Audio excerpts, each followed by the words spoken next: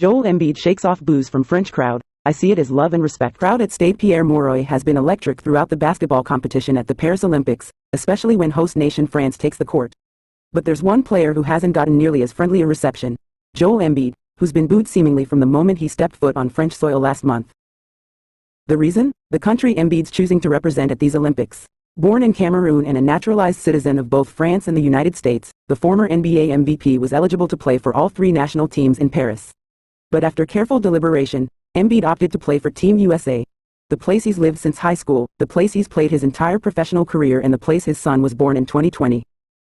That decision wasn't a popular one in France, whose fans have let the 7-footer hear it from the start of group play.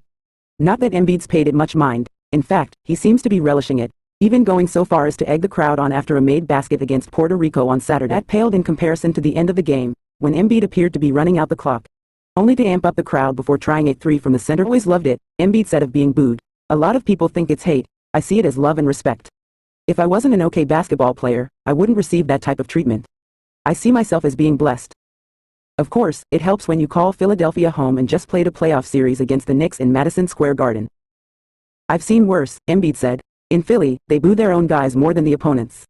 I've played in worse environments, both Gardens, New York and Boston, so it's nothing that I haven't seen before. As for whether the treatment has led him to question his decision to play for the U.S., not in the least. It was a tough decision, but it's all about comfort level, Embiid said. I've known these guys for a long time, so I just felt more comfortable than on the other side. I always said I'm going to be where I'm wanted, and these guys wanted me. As for his teammates, well, they're glad he did.